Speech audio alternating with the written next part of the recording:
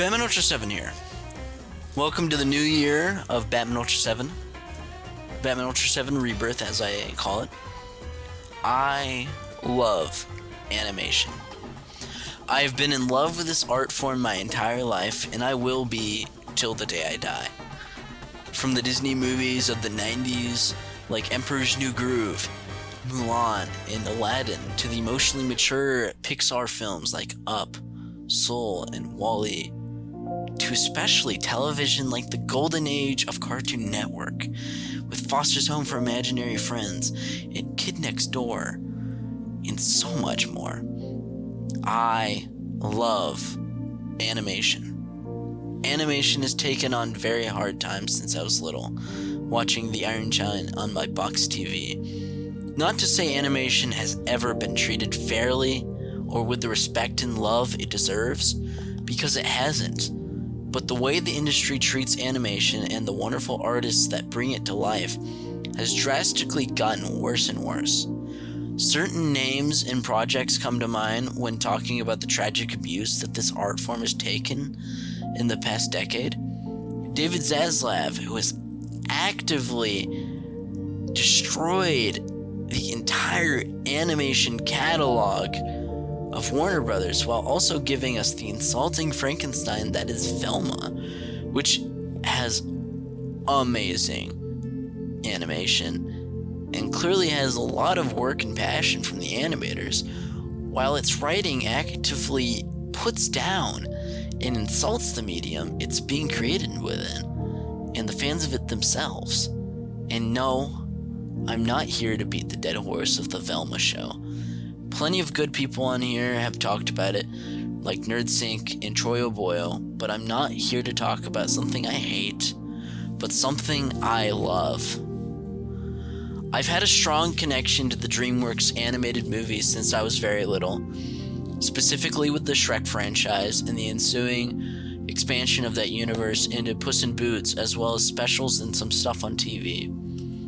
Of course, my love for the studio's animation would expand beyond all of this to include Kung Fu Panda, Monsters vs. Aliens, Megamind, How to Train Your Dragon, and so much more. But recently, as DreamWorks made their artistic comeback, and the DreamWorks Renaissance, so to speak, amongst all this industry dissonance towards this art form, this comeback has manifested in the form of two recent films, The Bad Guys and what I'm talking about today. But don't worry, guys, The Bad Guys will get its due from me, but today I want to talk about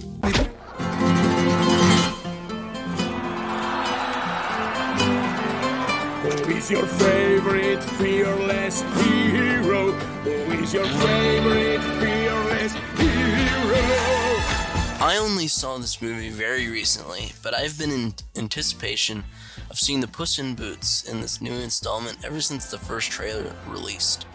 But I had no idea that this movie was going to be what it is.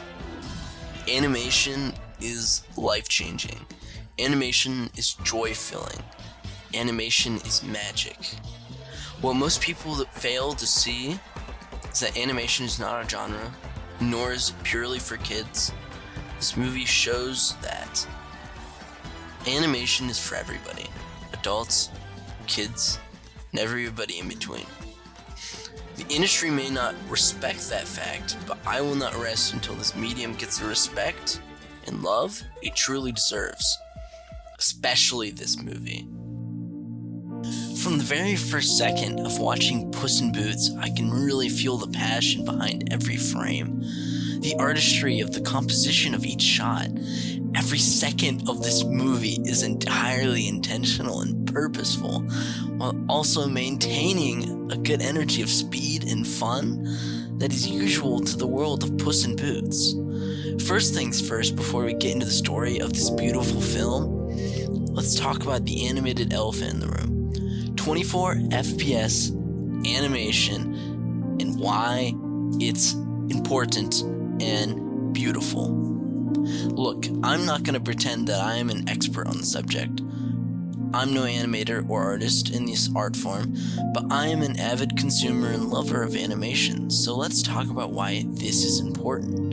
In film animation, there are 24 frames in each second, 24 X's or 24 FPS. Full animation requires 12 to 24 drawings per second to achieve believable action or movement.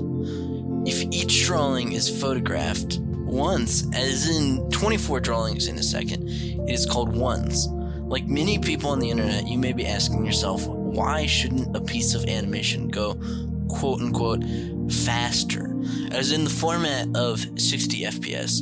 Well, like all things in the matters of art, there are multiple layers to why 24 FPS works so well and works so beautifully. First, it's down to texture. Through 24 frames per second, we're able to absorb this insane mosaic of texture and painted characters and world by really feeling it in this more stop motion style framing. Second, it lends itself to this more layered art style, as you can see in not only The Last Wish, but also films such as Akira, Into the Spider-Verse, Intergalactic, and The Mitchells vs. the Machines, where you get to really be sucked into these worlds through beautiful painted backgrounds in this incredible marriage of 2D and 3D animation. The detail of 2D with the depth of 3D, creating an entirely unique world. It's interesting because a lot of people point to Spider-Verse, which was very groundbreaking. I remember growing up watching Akira, and there's so much that we as artists want to do, and we're just super excited that Dreamworks is basically going, tell the story visually. How you feel it specifically gets the point across. Akira just made a big impression on me as a kid, with the effects and things being able to not be super real. I think of anime explosions that feel bigger than real life because you can see these drawings are perfectly graphically designed drawings on screen longer than if it was a simulated CG explosion where it goes smoothly. So that was our concept. We didn't want to just switch up the animation style because it's cool, but more have a story reason behind it. For me, it goes back to that initial nugget of the idea that this story is fantastical. It's this fairy tale about a cat on his 9th life. Then it's grounded in reality when you realize that it's about one life, and so everything points back to that. When Puss is fighting the giant at the beginning of the movie, we want it to feel like this fun ride that you're on. You don't even feel like he's going to die. He's fighting a giant. He's a tiny cat, but the camera is smoothly tracking behind him like a superhero. The animation style is what we call stepped, where it's not traditional CG smooth everything on ones. You're holding certain frames for like 3 frames, 4 frames, so you can see these push drawings. And all of a sudden you get that superhero kind of feel to it, and it feels fantastical. We wanted to really bring the audience in for this exciting opening that also puts you in Puss's worldview. He's like, I'm immortal, I'm gonna live forever. And then use that to switch up the style in moments of, say, vulnerability, where one is actually aware of the fragility of life. You can go to these more grounded executions of animation, which are traditional CG, where everything is smooth and on ones. As an audience, you feel like, oh, that's more grounded in my reality. We really just wanted to make sure we juxtapose the absurdity and the reality next to each other so you can jump into different kinds of points of view. So to all of you guys on TikTok, Insta, and especially YouTube that are messing with the frame rate of the animated masterworks, stop that immediately. It's so disrespectful to the art itself and the people that make it. In the case of Puss in Boots, you have this storybook painted look that graces every frame and sets this movie apart from all of Dreamworks, and above all of animation. You see every edge and curvature of these characters while also seeing every brush at work in the detailing of this world, and it's beautiful. In a world of constant homogeneity within the world, and especially animation, which the very art form has been fighting against for decades upon decades, with the delegitimization of it being perpetuated by companies like Disney, Netflix, and Warner Brothers, Puss in Boots: The Last Wish decides to be something different, and say something different, something unique, something about the real world, because animation is art. Art that has something to say about the human experience. There's so much subtle beauty and high-octane awesomeness to the style and animation of Puss in Boots: The Last Wish. First thing I want to focus on in regards to the directing and incredible style to this film is the fight against the giant. Let's break down this incredible scene real quick. There is so much kinetic energy to this scene. You practically get the entire soundtrack of this scene from the mariachi band as they send him towards this giant attacking the town. Puss moves fearlessly across rooftops as the bell is swung towards them. This whole scene quite reminiscent of the action scenes of Spider-Verse. This whole fight scene is a steady movement, only a few feet behind Puss as he moves towards the giant. Puss effortlessly dodges every single shot the giant tries to make with his bell, and Puss simply laughs in the face of danger, in the face of death. And on the art side of things, you get to see every layer of moss or stone on every inch of this stone monstrosity, as well as the 2D animated oval that appears when, wham, the bell hits the giant and knocks him down, giving it an almost comic booky feel with a storybook flourish. Working on these movies, you have the best of the best in their own departments. The visual experience of this. Production designer Nate Ragg designed this painterly style. The head of character animation, Ludovic Bonchu, found this nice balance between pushed hand-drawn, stepped animation, and traditional CG, which is smoother. And Chris Stover was head of layout, all the camera work. And it all comes together to bring you into this contrasting experience, where in moments everything looks like a painting. Take Puss in Boots when he's fighting the giant at the beginning. You're dropped into this fairy tale painting. Everything is fun. You're enjoying Puss fighting a giant. You don't feel like he's in any danger. We're using this stepped animation. You're getting to see pushed poses as he jumps through the air. Everything feels fantastical. Even the cameras, these long sweeping shots that tell you it's safe and you're following this superhero. Being able to have these concepts that come together that make you feel like this. Puss's worldview at the beginning is, I'm immortal, I'm gonna live forever, as he's oblivious to how many lives he's lost. Then to contrast, you have scenes where he's confronted by this wolf bounty hunter in the bar, and all of a sudden, the filmmaking style switches up. We go to these darker images, still painterly, but there's striking imagery and flashes of red that take over the background at certain points. We go to quick cuts, contrasting the long ones in the opening that made it startling and shocking to the audience. You're almost trying to keep up with the visuals. Much like Puss, he's on his back foot for the first time as the wolf is knocking him back. And then you have these moments where the camera work and the animation coincide, where you go between stepped animation, Puss trying to be the hero, and this smooth animation. This is gritty and real as the wolf cuts him. Because we really pushed the style and expanded our tools in this, it allowed us to not just tell the story literally, but push it impressionistically. When Puss is cut by the wolf in that bar fight, we wanted the audience to feel that fear that sets in for the first time for Puss. He's just been singing about how he's fearless in the opening and taking out the giant. So it was important to go, how can we make the audience feel the stakes along with Puss? When the wolf cuts Puss, the whole background flashes to red. It's super stylized. It's impressionistic. And then the very next shot is a close-up, like a spaghetti western close-up, of our hero. And the only red in the shot is a little drop of blood, which isn't a lot. It makes the audience feel the shock that Puss is feeling in that moment. And then when his hair raises, our goal was for the audience's hair to raise and for you to be brought up on this experience with Puss. Voice acting is an incredibly undersold art in this day and age, where the disrespect for this profession is honestly mind-boggling. From the animated series that have graced the small screen and have constantly risked cancellation at the mercy of such titans as Warner Brothers or Disney, to the animated films that are under-advertised and just completely underseen unless they're attached to the Disney name. The cast of this film is honestly just incredible.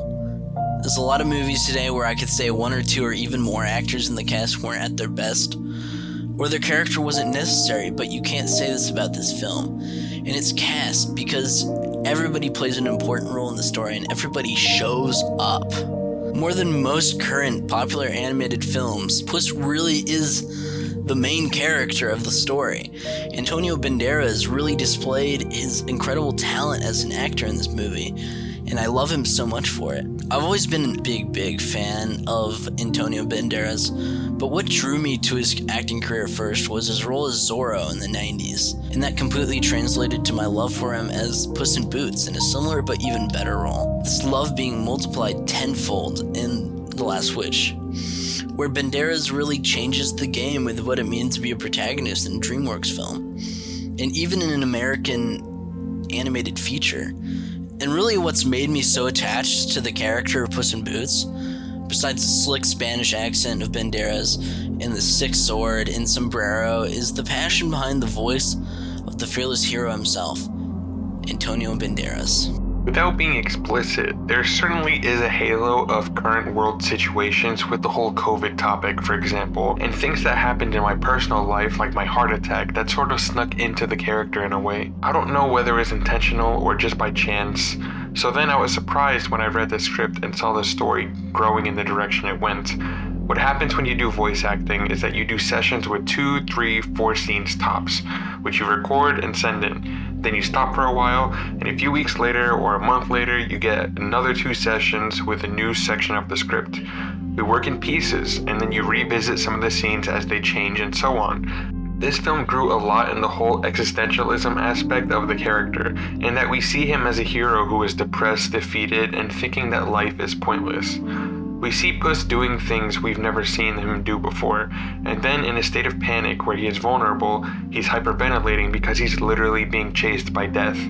I think it is brilliantly done because the audience we talk to, the kids who have been stuck at home for 2 years during the pandemic, going to schools with masks, vaccinating, thinking that outside their homes is an aggressive world threatening them and so on. So rather than turn our backs to that, the movie is confronting that situation directly with the audience, the whole theme of death.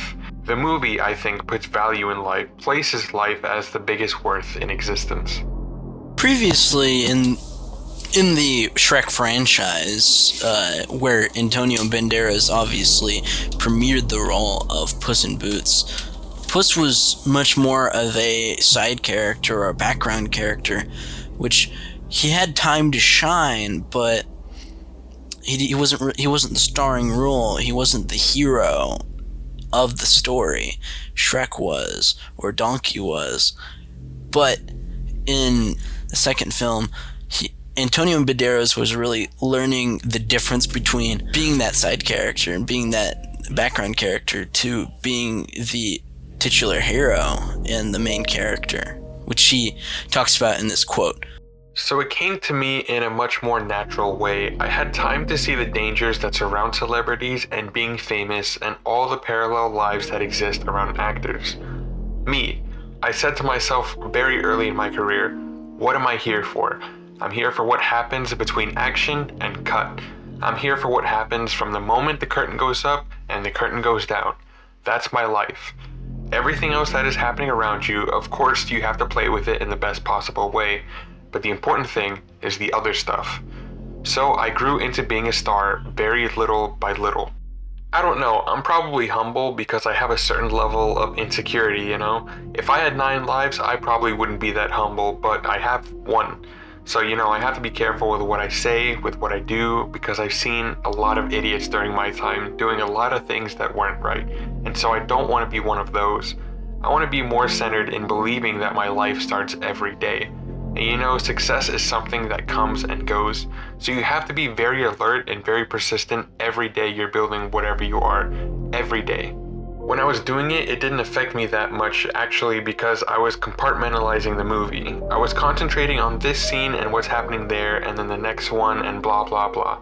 So when I saw the movie for the first time, they sent it to a theater in Malaga for me. So I saw it on a big screen and then it got to me. I said, oh my god.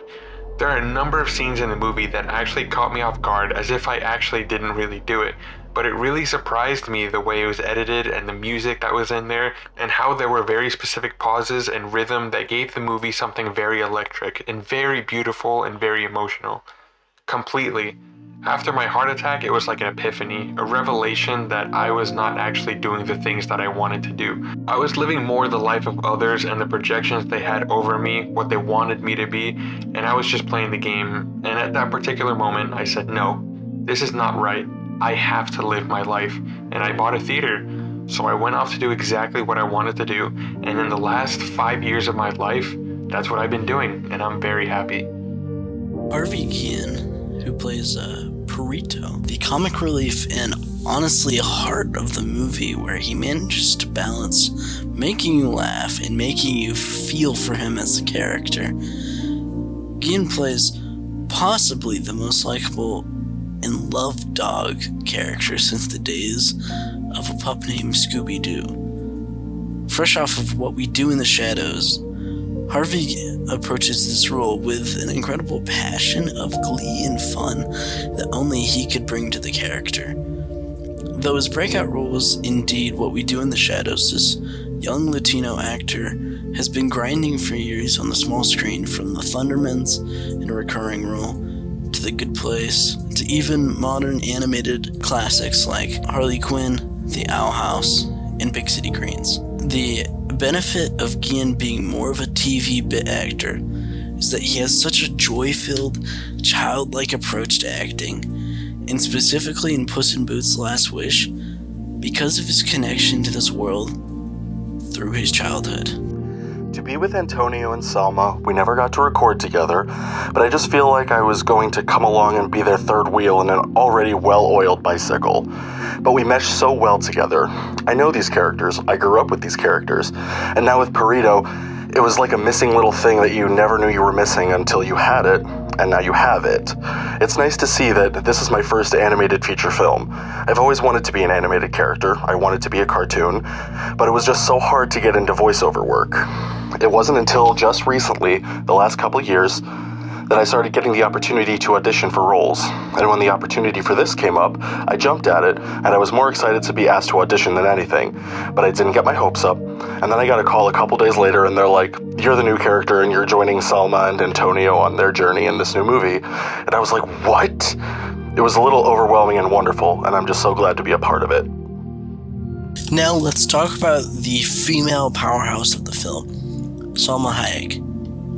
An endlessly powerful and incredible actress, both on the soundstage and on live-action set throughout her career. I've loved her work from the very beginning, from Dogma to many great films by Robert Rodriguez, her role as Kitty Softpaws, and these films highlighting Salma as an utter and complete icon of Mexican culture. And that representation is priceless. And being one of the best actresses in the industry ever, in my opinion. She shines in every role she stars in ceaselessly. She's incredibly versatile and a complete class act. When we were working together, we really spent the time to explore the characters and their real issues and look into the relationship with the other characters. It was never just saying lines, we really did the work together.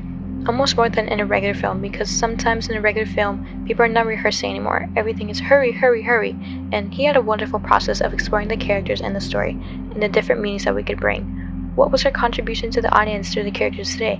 And I knew it was something special because also, I love this. I believe in intention. I believe that it's important to always be aware of your intentions. And it felt like I was doing a movie, collaborating with people that had an intention that was beyond, let's do a hit movie, let's say something and say something also visually. How do we translate what we're trying to say with the plot, with the narrative, with the characters also visually? And for me, that was mind-blowing. So I knew it quite early on in our character development together. The opening to this movie really displays so clearly what this movie wants to be in such a unique and magical way. The first line really showing the core of the story, looking at the cosmic plane of the universe and wishing for more than you already have, wishing upon a star, because this is a fairy tale with a heart. The star falling on Earth within itself is such an incredibly beautiful shot, flooding this dark world with a multitude of colors, a small hint at artistry this movie will offer. It was simply genius to start this movie with narration by the simply amazing Antonio Banderas, because as always, his coarse but charismatic Spanish voice is just utterly mesmerizing. Even the first shot beyond this is so emblematic of what this movie is about. It shows Puss in Boots standing behind a red curtain on a stage as people are cheering for him, waiting for him to display himself. He basks in the glory of this moment because Puss is in love with his glory. You can even notice that in Puss in Boots doesn't dare to look at the people through this entire first scene till he's asked to sing a song and bask in his self-evident, vainglorious pride as the man who laughs at death, the fearless hero. This very song is such a perfect portrait of the very character of Puss in Boots. In every lyric in this song, sung by Puss, is quite literally a rhetorical question for more and more praise. Puss lives in a never-ending want for glory, want for recognition, want for his ego to grow, because he's running away from something that we all run from: death. Even in this beginning scene with the fight against the giant, death is lurking. Puss doesn't see it because he's blinded by the glory of being a hero, the serotonin overload of adventure and wide acclaim. But in this, he's careless.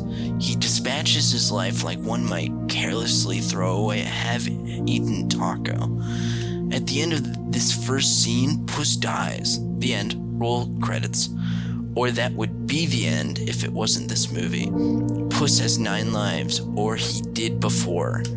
In talking to the doctor, who's not really a doctor, though through some comedic dialogue eventually leading to a morbidly funny montage of every time Puss has died, he realizes something. He's on his last life.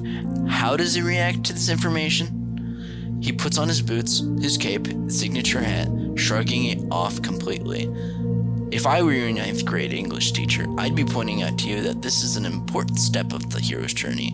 The rejection of the call, but it's deeper than that. The way Puss reacts to this, to the impermanence of his life, is casual, nonsensical, it's careless, and it's meant to be.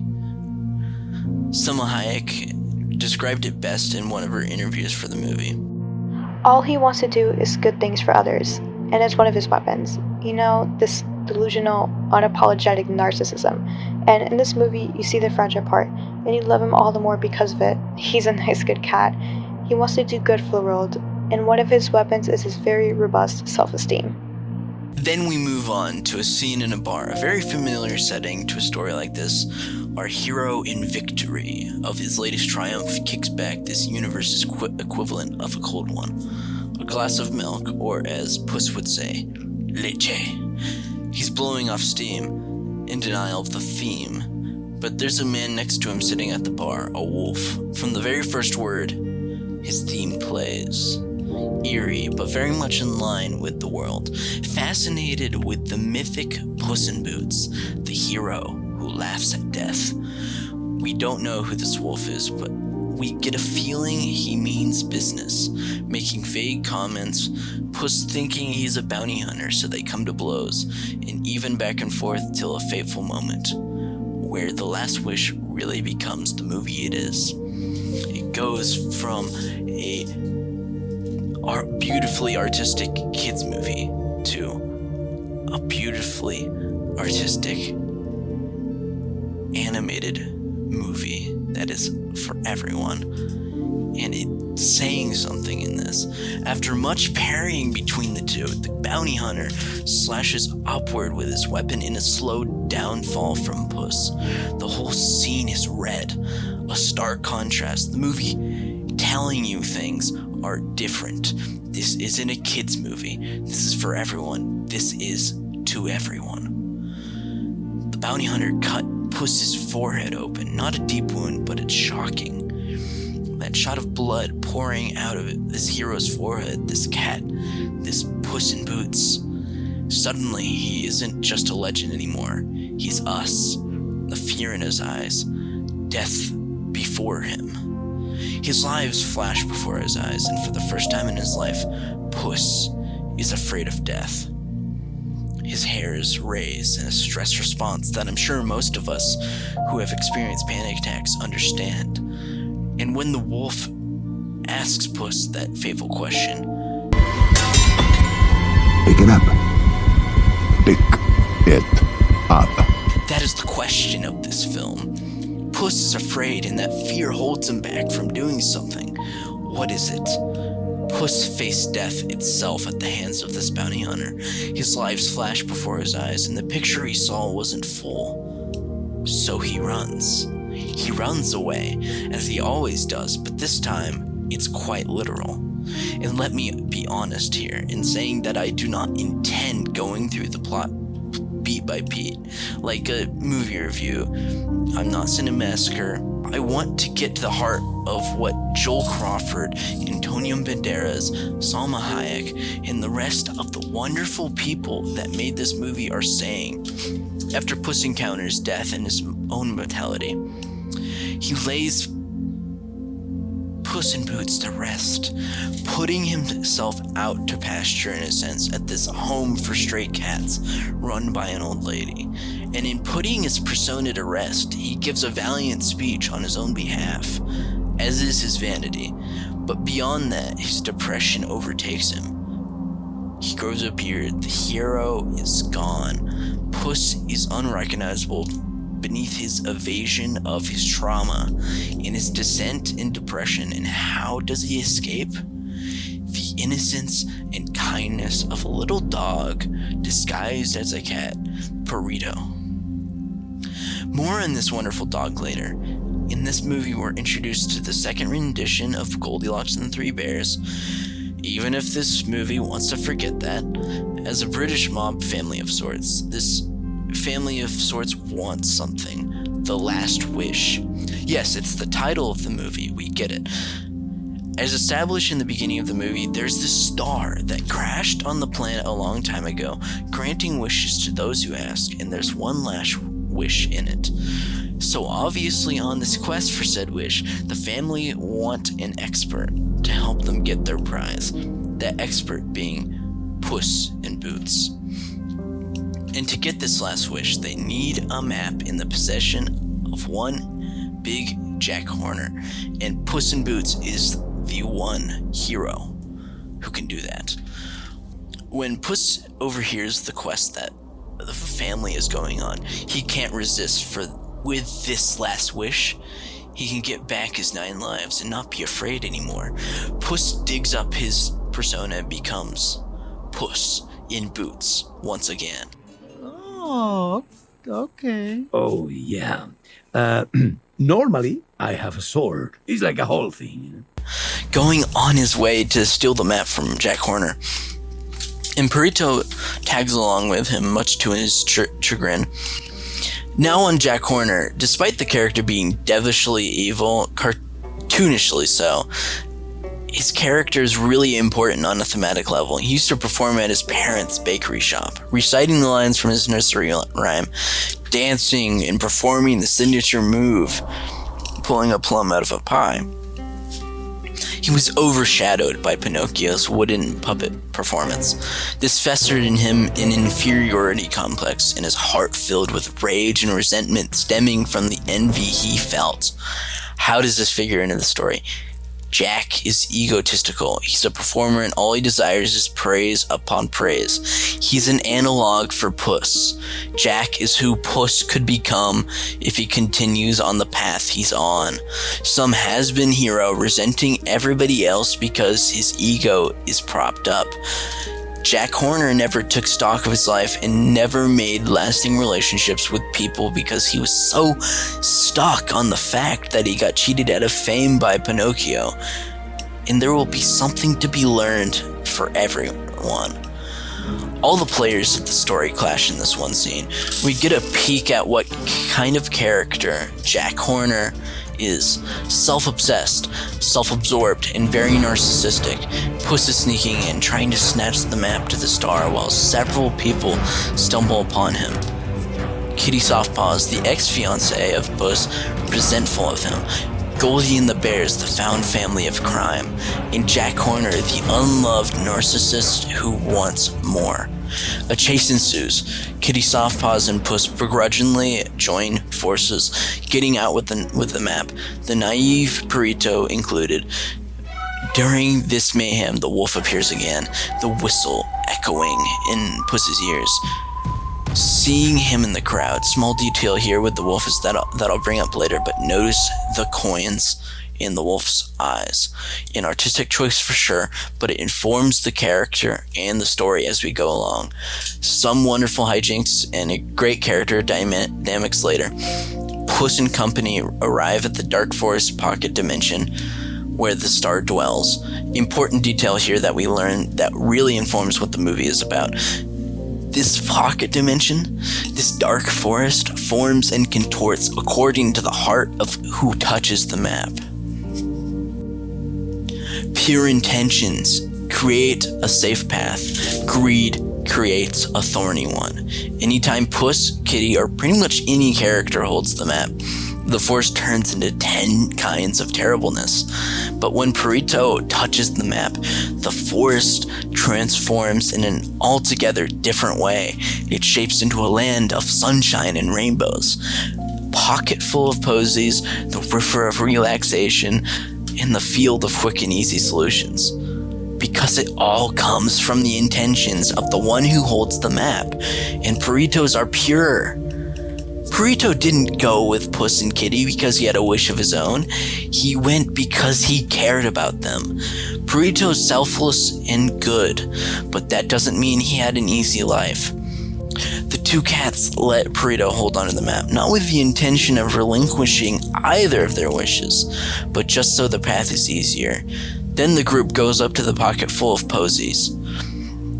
Puss and Kitty resolving to cut through their path, destroying the flowers to get what they want, but all that is met with is the flowers wanting to kill them, reflecting the content of their hearts. Then Perito, being who he is, stops and smells the posies, showing that the reward isn't the wish they so desperately want. And it's what Perito so obviously understands. As they move on past the posies, the cat's taking after Perito's example. They ask him about his past. Perito claims it was a funny story that involved him growing up with a family of pranksters when he was a puppy. They would always play hide and seek, and the pup was always it, being thrown into places such as a dumpster. He would always end up finding them, until one day the pranksters decided to shove him into a sock with a rock and throw him in a river. Perito gnawed a hole in the sock and swam to the surface, but never found his way back home. Despite the traumatic events, Perito was able to move on from the incident and turned the sock into a comfy sweater. Kitty enforces the idea that Perito should get the wish, but he objects, saying he's happy with his sweater and two best friends. Perito takes the very object of his trauma, a perfect example that the people who were supposed to take care of him didn't want him. He takes that and makes it a gift. That is Perito's character. Having all of these bad things happening to you and taking it in stride, never letting it get you down, and always being optimistic. Puss and Kitty are so caught up in what was, what could be, that they never consider what they have now. As the three are sailing through the river of relaxation, Kitty and Perito talk about trust. Kitty convinced that Perito is just an innocent little puppy that he shouldn't trust either of them, given their history. After this, because of Puss's constant whining about it, Kitty shaves Puss's beard, and the good-as-new Puss in Boots, in need of his signature weapon, Kitty gives him the Cachito blade, giving him her trust. There's a moment where all of them are really bonding, but then suddenly, Big Jack Horner shows up and kidnaps Perito, threatening to shoot him with a unicorn horn if he isn't given the map. While the three bears throw a couple of the baker's dozen at Horner, the dog makes a quick run to escape the crossfire. Once Goldilocks grabs a hold of the map, the land shapeshifts into the nostalgic pines, leading to all the characters separating from each other. It's utter mayhem, and amongst it all, Puss freezes, the wolf standing in the foreground waiting for him, whistling the whistle of death. All of Puss's hairs stand up again, panicking. None of the mayhem matters anymore. Puss only sees the wolf. He only feels the wolf. He runs and runs and runs. He runs through the forest, seeing the wolf everywhere now, in everything now. Breathing heavily, his heart beating a mile a minute. He lays down at a tree. His breathing increasing, his heartbeat leaping. Puss in Boots is having a panic attack. No music, no jokes, no heroism, just Puss having a panic attack. Prito follows Puss, quickly realizing what's happening and knows what he has to do. Prito lays his head on Puss's stomach, calming him. Puss puts his hand on Prito's head, now realizing the truth of what Prito said when they first met. Puss is scared, but Prito's there when he needs him. They talk about what scares Puss so, talking about Santa Coloma and why he left Kitty at the altar. Prito urges Puss to tell Kitty the truth of what happened, but then Kitty catches up with them and we continue this journey. The three heroes now following after Goldilocks and the three bears. The cats and the crime family clash.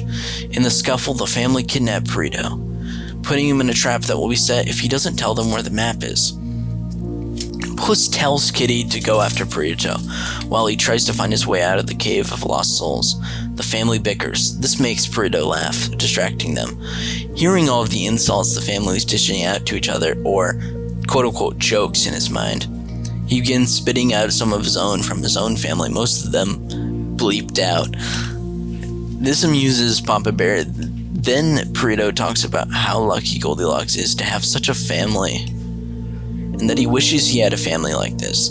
This makes Goldie reconsider her wish. Kitty then saves Prito from the trap, the family falling into their own trap. Back to Puss.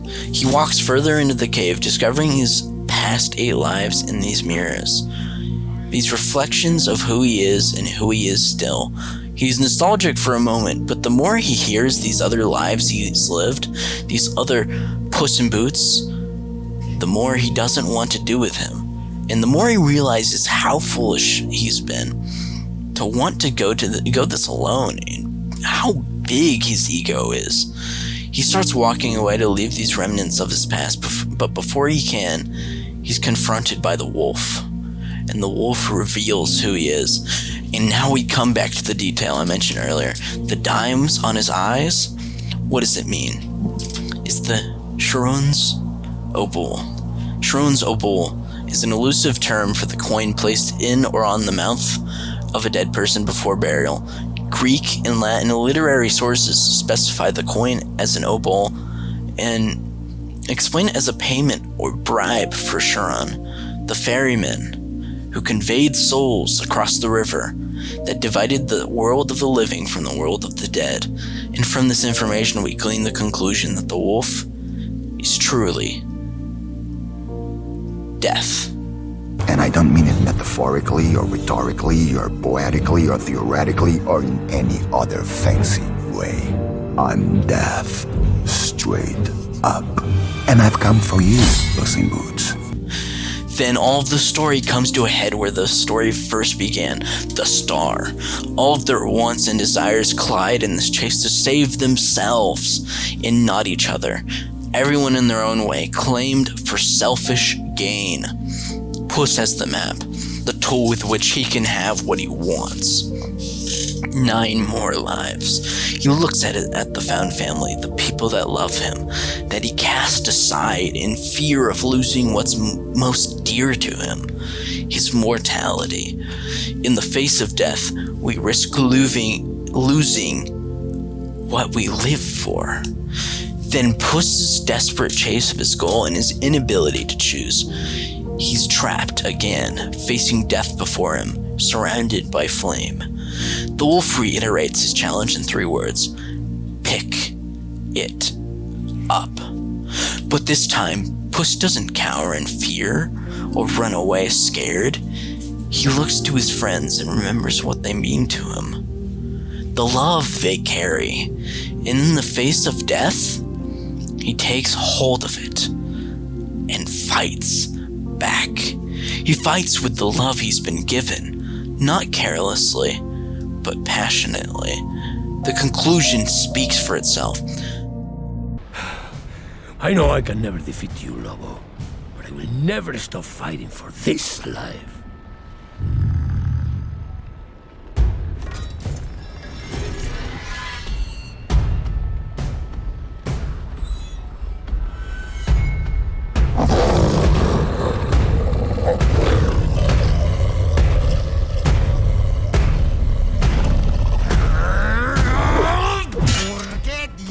Fui a jugar con mi comida.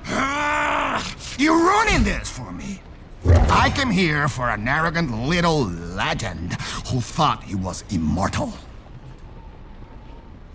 But I don't see him anymore. Live your life, Puss in Boots. Live it well. You know we will meet again. Right? Sí, hasta la muerte.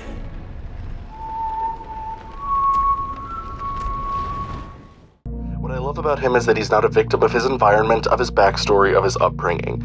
He has a really tragic story, but he somehow managed to make it into a fun story he shares with a friend. Like, you know what? I have a joke for you. One time my family put me in a sack, and they put rocks in that sack, and then dropped it into... And people are like, that's not a funny story. Isn't that hilarious? I didn't win the hide-and-seek game. In his mind, it's just ignorance is bliss or a blessing. He's someone who can overcome things like that. And you don't have to make yourself a victim of your circumstances. When I went to see Puss in Boots: The Last Wish with my friends, I did not expect it to hit as hard as it did. I love the Shrek films and animation in general, but I just didn't expect much from this movie, and boy, was I wrong. When I walked into that theater and sat down, I was in awe of it from the first frame to the last. And I was touched by the story about the fierce feline who laughs at death and the family he finds along the way. I watched Puss in Boots: The Last Wish at the end of January, and if I'm being honest, whether I knew it or not, I needed this movie. I'm trying to be more honest on here, and me being honest, it's been a rough couple years. I am struggling. I can't speak for everyone, but I can speak to my own experiences. In the past 4 to 5 years of my life, my mental health has gotten drastically worse, and it's been evidently exacerbated by the state of the world and the state of my relationships in comparison to my childhood. Things change.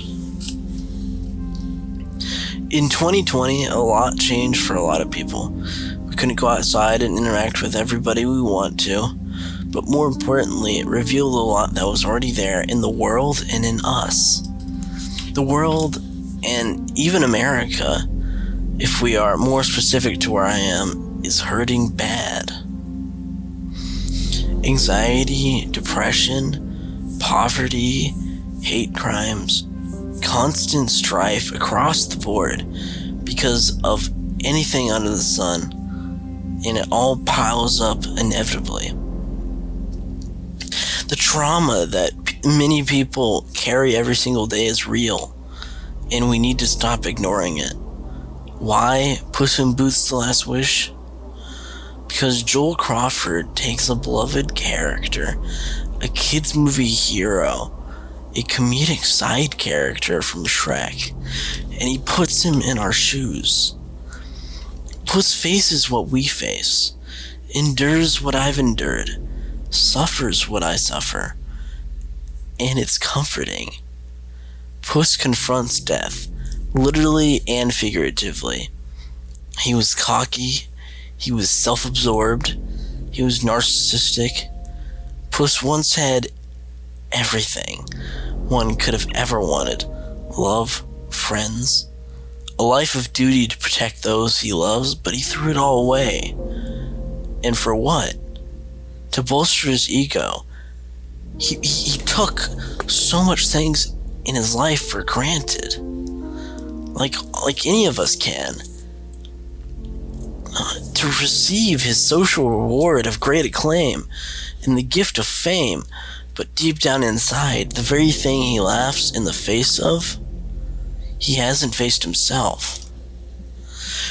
In 2020, I had my first panic attack. I was alone. I was thinking about everything in my life. The friends that had gone away and passed me by. What I once had and what was lost. I thought about my family. My brothers. The hard worker. The thinker. The academic. I thought, how do I fit into this picture? And the same answer kept on hitting me. I didn't fit.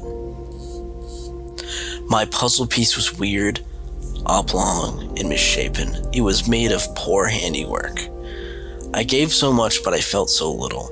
I was tired, exhausted. I didn't feel like there was a purpose to go on. I had nothing, and I was nothing. That was my reality.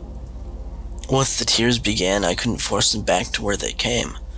The tears came pouring out of the waterfall of my regret, my self-hate, my emotional blindness, my anxious thoughts, my isolation, my loneliness. It was a deafening cacophony. My ears pounded, warmer, red hot. In the darkened room where I'd spent so much time disassociating from my own life, came all of the remnants of it, forming a chain around my throat, a scythe with which to kill me, a death without caring. It pounds and pounds and pounds and pounds. I can't hear anything anymore. Not the other people in my house, not knowing what is happening to me, not the world around me, the billions of souls suffering, not even the words of characters on the screen I'd watched a billion movies on. No, only my thoughts and the pounding. Like a crazed madman trying to break down a door. It pounds through my skull, pounds through my ears, pounds through everything. The floor, the sky, my heart, my eyes. The pounding was inevitable, inescapable. The pounding. The light at the end of the tunnel, that's what they always say. But no, it wasn't as simple as that. It was a friend's icon on my phone. Marissa. A message. She asked me how I'm doing. And to answer, I escape the noise from my anxiety and tell her, Marissa. She walks me through it. Marissa. She gives me a video to calm myself down. A peaceful meditation. A peace. Gives me advice. She cares. She's compassionate. She takes time out of her day and talks me off the bridge of my own depression. I know it's kind of the Disney answer, but love saw me through that dark time. Not love in the romantic sense, but the love of a friend, the care of a friend, and willingness to put out an open hand and pull you up out of the darkness. And that's what I found in Puss in Boots: The Last Wish. That when you look, really look, at the friends, the found family around you, and you hold on tight, pick it up, well, there's something really special.